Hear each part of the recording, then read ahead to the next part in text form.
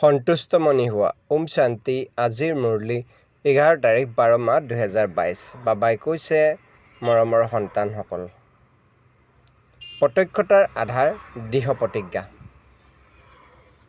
বৰদান। শ্ৰেষ্ঠ কৰ্ম আৰু যোগী জীৱনৰ দ্বাৰা সন্তুষ্টতাৰ 3খন প্ৰমাণপত্ৰ লওঁতা সন্তুষ্টমণি হোৱা। শ্ৰেষ্ঠ কৰ্মৰ চিন হ'ল নিজেও সন্তুষ্ট আৰু অন্যও সন্তুষ্ট। এনেকুৱা নহয় মইতো সন্তুষ্ট, অন্য হওক বা নহওক। যোগী জীৱন যাপন কৰা সকলৰ প্ৰভাৱ আনৰ ওপৰত ছট পৰে।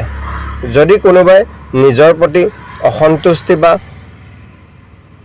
অন্য তেওঁৰ প্ৰতি অসন্তুষ্ট হৈ থাকে, তেন্তে বুজিব লাগে যে যোগযুক্ত হোৱাত বহুত খুঁত আছে।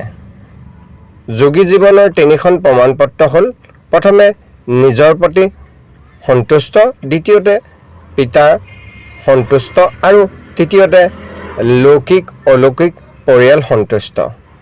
যেতিয়া এই 3খন প্ৰমাণপত্ৰ প্ৰাপ্ত হ'ব, তেতিয়া সন্তুষ্টমণি বুলি কোৱা হ'ব। শ্লোগান।